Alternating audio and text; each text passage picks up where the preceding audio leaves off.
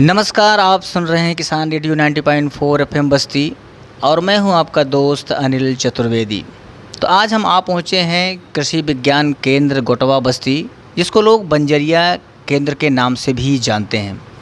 आज हमारे साथ मौजूद हैं सर, हम उन्हीं से उनका परिचय प्राप्त करेंगे। तो सर, सबसे पहले हम चाहेंगे कि हमारे दर्शकों को आप अपना परिचय दें, अपना नाम और अपना पद प्लीज़।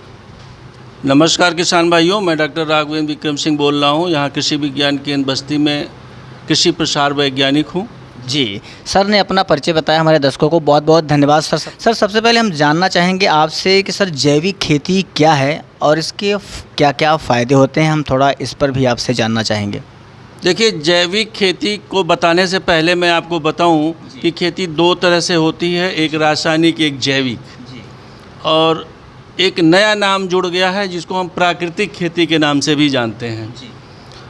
तो रासायनिक खेती वो है जिसमें हम डीएपी, यूरिया, पोटास इत्यादि जो रासायनिक खादें हैं, इनका प्रयोग करके जब हम इसको पैदा करते हैं तो रासायनिक हो जाए। अगर इसी को जब हम हटा देते हैं तो वो जैविक हो जाता है। जी बिल्कुल। इन्हीं चीज़ों को जब हम हटा देते हैं उस फसल में, अगर इसका प्रयोग हम डीएपी, यूरिया, पोटास या अन्य जो रासायनिक खादें हैं, रासायनिक दवाइयाँ हैं, जब हम इनको प्रयोग में नहीं लाते हैं तो वो जैविक खेती कहलाती है। अब जैविक खेती करने के लिए, चूँकि जब हम रासायनिक के रूप में डीएपी, यूरिया, पोटास डालते थे, तो अब उस यूरिया का, उस डीएपी का, उस पोटास का हमें फिर कहाँ से उसका हम विकल्प हमको चाहिए। तो विकल्प के रूप में हम हरी खाद लेते हैं जिसमें सनई ढैंचा है, या दलहनी फसल में उड़द मूंग की हम खेती करते हैं, फलियों की तुड़ाई कर लेते हैं, फिर हम उसकी पलटाई कर लेते हैं, ताकि उससे हमको जो है ये जो डीएपी की प्रतिपूर्ति होती थी, डाई यूरिया, नाइट्रोजन, पोटास की, वो हमको उससे मिल जाता है। दूसरा यह है कि इधर किसान भाइयों ने जो है गोबर की खाद का प्रयोग करना बहुत कम कर दिया था, चूँकि पशुपालन कम हुआ था। लेकिन इधर काफ़ी दिनों से जागरूकता काफ़ी लोगों में बढ़ी है, पशुपालन की तरफ किसान भाइयों का रुझान बढ़ा है। तो अब लोग वर्मी कंपोस्ट या नेडअप के द्वारा जो है खाद का तैयार कर रहे हैं और उन खादों का अपने खेतों में प्रयोग कर रहे हैं, जिससे हमारी जीवांश खाद की मात्रा जो है हमारे खेतों में बढ़ रहा है। जो कार्बन घट गया था रासायनिक खेती करते करते, कार्बन की मात्रा भी बढ़ रही है, जिसकी वजह से हमारी पैदावार बढ़ रही है। तो हम जिसमें गैर रासायनिक तरीके से जो हम अपनी जो पहले की परंपरागत तरीके थे, जिसमें हम किसी तरह का इंसेक्टिसाइड, किसी तरह का पेस्टिसाइड या किसी तरह का रासायनिक खाद बिना डाले जो पैदा करते थे, वही जो है हमारी जैविक खेती कहलाती है। अब हम जैविक खेती करने के लिए अगर पूर्णतया हम जैविक खेती की तरफ जाते हैं तो हमें बीज का चयन भी जैविक विधि से तैयार किए हुए खेत का चाहिए।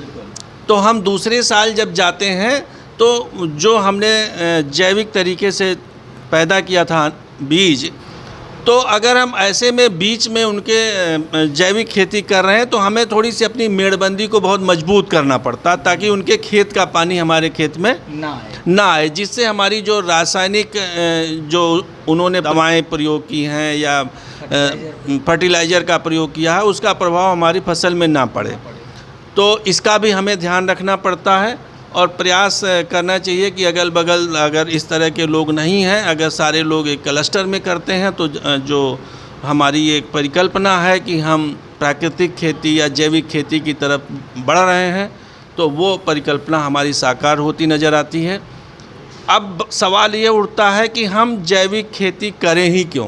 जी, तो जैविक खेती की आवश्यकता इसलिए पड़ गई कि जो है एक तो रासायनिक खेती का हम लोग करते करते जो रासायनिक उर्वरकों का प्रयोग खेतों में कर रहे थे, जैविक हम डाल नहीं रहे थे, तो हमारे खेतों में कार्बन की मात्रा घट गई, जो उत्पादन को बढ़ाने में एक बहुत ही महत्वपूर्ण भूमिका को निभाता है। और मिट्टी के स्ट्रक्चर को, जिसमें हम कह सकते हैं कि हमारा ईसी है, पीएच है, तरह के जो पोषक तत्व पाए जाते हैं, वो उसकी एबिलिटी कम होने लगी थी। तो उसकी वजह से हमारे पास बहुत ही अच्छी प्रजातियों के बीज, जो हाई यील्डिंग वैरायटियाँ थी, वो बहुत अच्छा परफॉर्मेंस नहीं कर पा रही थी। उनका उत्पादन लगातार जो बढ़ना चाहिए था वो स्थिर हो गया था। और दूसरी जो सबसे बड़ी समस्या थी कि जो है तमाम तरह की बीमारियां पैदा हो रही थी, जो रासायनिक दवाओं की वजह से, रासायनिक खादों की वजह से। चूँकि हम भी भोजन वही करते थे, पशु भी का चारा भी उसी खेत से पैदा होता था, तो दूध का भी इस्तेमाल हम उसी के माध्यम से होता था। तो इस तरह से पूरी साइकिल घूम के हमारे ही शरीर में आती थी, जिसकी वजह से बीमारियां बढ़ रही थी। जल का प्रदूषण बहुत तेज़ी से बढ़ा था, चूँकि हम रासायनिक खादों का प्रयोग करते थे, रासायनिक पेस्टिसाइड का प्रयोग करते थे, जो लीच करके पानी में, बरसात के पानी की वजह से वो पानी में जाता था और हम फिर उसको इंटेक करते थे, पीते थे, जिसकी वजह से वो हमारे शरीर में जाके नुकसान पहुंचाता था और पर्यावरण को भी वो प्रदूषित कर रहा था। तो इसलिए आज आवश्यकता है कि अगर हमें स्वस्थ रहना है और स्वस्थ भोजन करना है तो जैविक खेती की तरफ जाना होगा। इसलिए जैविक खेती की आवश्यकता महसूस की जा रही है और बड़े पैमाने पर ये काम किसान भाइयों ने अब इसको संभाल लिया है। आने वाले दिनों में इसका एक बहुत ही अच्छा स्कोप होगा और इसकी मार्केट एक बड़ी मार्केट होगी और डिमांड भी लगातार इसकी बढ़ रही है। जी, बहुत बहुत धन्यवाद सर। आपने बताया कि जैविक खेती क्या है, बहुत ही विस्तार से उसको बताया और कहीं ना कहीं हमारे श्रोता भी इसको सुन के, इसको देख करके अवेयर होंगे और आप कह रहे हैं कि बढ़ावा दिया जा रहा है और लोग इसको कर भी रहे हैं। तो जैविक खेती और रासायनिक है, हमें भी आपसे जानना चाहेंगे। नहीं, लोगों का मानना है, ये भ्रांतियां हैं कि जैविक खेती में उत्पादन घटता है और रासायनिक खेती में उत्पादन बढ़ता है। लेकिन अगर हम पूरी ईमानदारी के साथ जैविक खेती करते हैं, हम उसमें हरी खाद लेते हैं, हम उसमें जीवामृत, बीजामृत जो हमारे गोबर और देसी गाय के मल और मूत्र से तैयार किया जाता है, इसमें हम जो रासायनिक हमारी जो दवाएं हैं हम उनका प्रयोग नहीं करते हैं और जो हमारी प्राकृतिक रूप से जो जैसे है आपका तंबाकू है, मिर्चा है, हल्दी है, धतूरा है या अन्य और भी पत्तियां ऐसी हैं जिनका हम प्रयोग करके कीटनाशक को बनाते हैं, उनका प्रयोग करते हैं, तो निश्चित तौर पे हमारा उत्पादन उससे बेहतर मिलता है। और दूसरे साल में जब हम पहली बार शुरू करते हैं तो लगभग हम उसके बराबर ही रहते हैं, लेकिन दूसरी साल में हमारा उत्पादन कहीं ना कहीं थोड़ा बहुत बढ़ने लगता है। बढ़ता इसलिए है कि चूँकि हमारी मिट्टी की जो दशा है, संरचना है, वो बदलने लगती है, और जो हमारे अनाज की जो गुणवत्ता है उसमें भी बहुत ज़्यादा सुधार होता है। आप देखते होंगे कि जैसे ही गर्मी बहुत ज़्यादा पड़ती है तो गेहूं का दाना मारा जाता है, धान में पहिया हो जाता है, या अन्य हम कोई फसल लेते हैं तो उसमें फल फूल कम आते हैं। लेकिन जब हम जैविक की तरफ जाते हैं तो ये सारी बीमारियां अपने आप ख़त्म होने लगती हैं। ये चूँकि मिट्टी में वो सारे पोषक तत्व आने लगते हैं तो उसकी जो गुणवत्ता होती है अनाज की, जिसको हम बीज या पहले तो बीज डालते हैं, लेकिन जो उससे हम लेते हैं उसको हम अनाज के रूप में प्रयोग करते हैं भोजन में, तो उससे हमारा स्वास्थ्य भी अच्छा होता है। हमारी मृदा, जिसको हम पृथ्वी माता बोलते हैं, जिसमें हम अनाज पैदा करते हैं, उनका भी स्वास्थ्य बहुत अच्छा होने लगता है। और लगातार 2-3 सालों के बाद जब आप देखेंगे तो हमारी मिट्टी की संरचना बहुत अच्छी हो जाएगी। कम सिंचाई में हमको जो है अच्छा उत्पादन मिलने लगता है, पानी उसमें ठहरने लगता है, पानी की कैपेसिटी बढ़ जाती है सोखने की। तो ये सारी चीज़ें हैं जिसकी वजह से ये हम इस बात को मानने के लिए नहीं तैयार हैं कि हमारा उत्पादन घटता है। जी, बिल्कुल सही कहा आपने सर। हम एक बात आपने जो सबसे अच्छी बताई सर कि उस जैविक खेती से हम, हमारे पशु, हमारे परिवार, हमारे सगे संबंधी सब स्वस्थ रह सकते हैं। सबसे अच्छी बात आपने ये बताई। तो इससे सभी को जैविक खेती की तरफ बढ़ना चाहिए और उसके द्वारा, सरकार के द्वारा भी ये मुहिम चलाई भी जा रही है। अच्छा सर, हम और अगले क्वेश्चन की बात करें तो हम बात करेंगे कि जैविक खेती में किस प्रकार के उर्वरक और कीटनाशकों का उपयोग करें जिससे फसल और भी अच्छी हो। जीवामृत और बीजामृत, ये 2 मूल मंत्र हैं इसके लिए। जीवामृत बनाने के लिए अगर हमको जो आवश्यकता होती है, 200 लीटर का एक ड्रम चाहिए और हमको मात्र 10 किलो देसी गाय का गोबर चाहिए और उसमें 2 से 5 लीटर हमको गोमूत्र चाहिए जो देसी गाय का हो, और उसमें मात्र आधा किलोग्राम बेसन की आवश्यकता पड़ती है और वो बेसन कोई भी दलहनी फसल का होना चाहिए, चाहे वो चने का हो या मटर का हो, बेहतर चने का माना जाता है। और ऐसी पेड़ के नीचे की मिट्टी जैसे पीपल है, बरगद है, या इस तरह के जो बड़े विशाल पेड़ हैं जिनके नीचे कोई रासायनिक खाद का प्रयोग न होता हो, उसकी 100-200 ग्राम हम मिट्टी लेते हैं, उसकी आवश्यकता पड़ती है। और हमको 200-250 ग्राम गुड़ की आवश्यकता पड़ती है। इन सबों को हम ले करके और उसी ड्रम में इसका घोल बना लेते हैं और इसको जो है ड्रम को फिर पानी से भर दिया जाता है और उसको पर डे जो है हम एक लकड़ी ले लेते हैं, वो डंडे के माध्यम से उसको चलाते हैं और वो 10-15 दिन के बाद उसमें आप देखेंगे उसको पर डे चलाना है 1 से 2 बार, और कहीं छाए में उसको रख दीजिए। इसके बाद उसका जो ऊपर का मुंह है उसको जूट के बोरे से ढक दिया जाता है। अब उसको चलाएंगे तो आप देखेंगे कि 1 हफ्ते 10 दिन के बाद जो पहले खुशबू आती थी उसमें काफ़ी परिवर्तन होने लगेगा और एक अच्छी खुशबू आपको महसूस होने लगेगी। और जब आपको एक अच्छी खुशबू महसूस होने लगे, जो 10 दिन 15 दिन का समय लगता है, इसके बाद हम उसको अपने खेत में प्रयोग कर लेते हैं। और उससे क्या है कि हमको जो ये नाइट्रोजन, फास्फोरस और पोटास की आवश्यकता होती है उससे उसकी पूर्ति हो जाती है। दूसरा होता है बीजामृत। जैसे हम रासायनिक का जब प्रयोग करते हैं तो बीज का शोधन करते हैं, तो बीज का शोधन करने के लिए जैसे हम कार्बेंडाजिम है या मैंकोजेब है या बाबास्टीन है, इस तरह के जो रसायन हैं हम उनके द्वारा उनका शोधन करते हैं। लेकिन अब यहाँ पे तो हम रसायन हमारे पास नहीं है, तो हमारा जो भी रसायन है वो देसी गाय का मूत्र और देसी गाय का गोबर, यही हमारा रसायन है। तो हम इसमें जो है हम अपने बीज की मात्रा के हिसाब से गोमूत्र लेते हैं देसी गाय का। यहाँ पे बार बार मैं देसी शब्द इसलिए यूज कर रहा हूँ कि देसी गाय का ही उत्तम माना जाता है।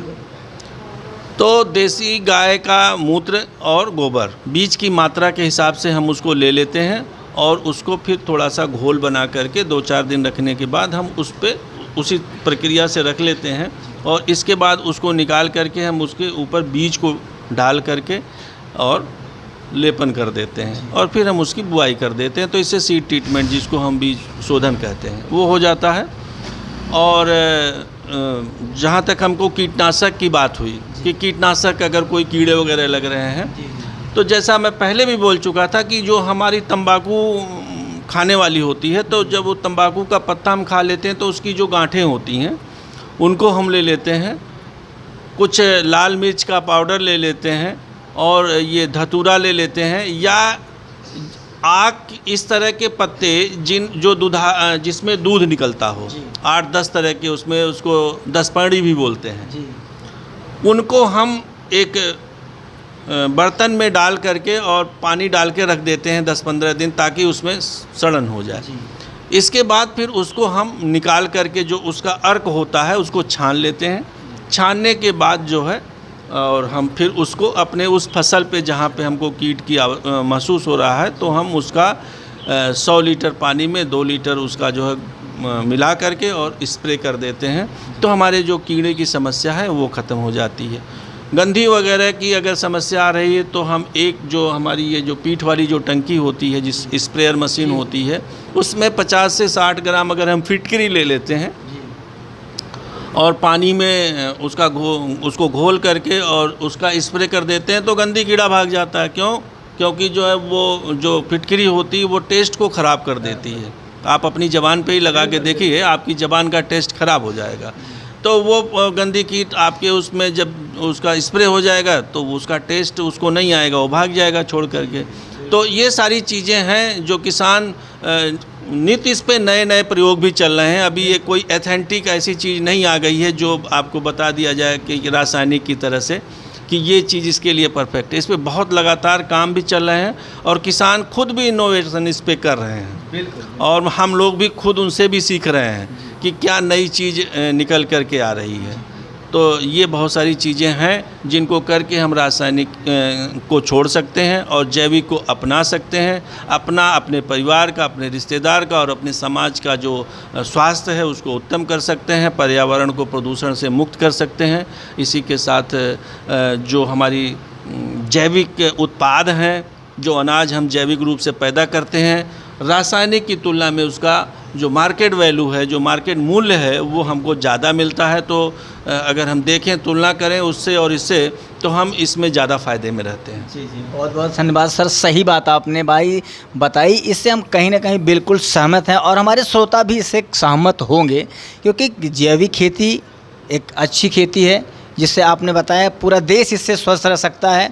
कोई साइड इफ़ेक्ट इसका नहीं है। आप रासायनिक को छोड़िए और जैविक को अपनाइए। अच्छा सर, आज के जनरेशन को, आज के किसानों को आप अपनी तरफ से क्या कहना चाहेंगे इस जैविक खेती के बारे में? मैं तो यही कहना चाहूँगा कि जो भी किसान भाई खेती कर रहे हैं वह जैविक खेती की तरफ अपना रुख करें, क्योंकि अगर हमें अपनी धरती को बचाना है, अपने पर्यावरण को बचाना है, अपने स्वास्थ्य को, अपने परिवार के स्वास्थ्य को अच्छा रखना है और अच्छा उत्पादन मूल्य लेना है, गुणवत्तापरक आपको भोजन करना है, तो हमें जैविक खेती की तरफ आना होगा। आज नहीं आएंगे तो कल आएंगे, लेकिन आना ही पड़ेगा। और लगातार सरकार भी इस पे पूरा का पूरा फोकस कर रही है। हमारे किसान भाई जो प्रगतिशील किसान हैं वो खुद भी लगे हुए हैं, उनका भी इनोवेशन हो रहा है उस पर, वो लगातार उस पर काम भी कर रहे हैं। बहुत धन्यवाद सर, आपने किसान रेडियो के माध्यम से इतनी सारी बातें बताई इस जैविक खेती के बारे में। किसान रेडियो की तरफ से आप सभी किसान भाइयों से कहना चाहेंगे कि आप भी जैविक खेती का इस्तेमाल करें और गुणवत्तापूर्ण भोजन करें और अपने स्वास्थ्य को बनाए रखें, अपने देश को, अपने समाज को स्वस्थ बनाए रखें। इन्हीं सारी बातों के साथ आपने किसान रेडियो को अपना अमूल्य समय दिया, इसके लिए बहुत बहुत धन्यवाद। धन्यवाद किसान भाइयों।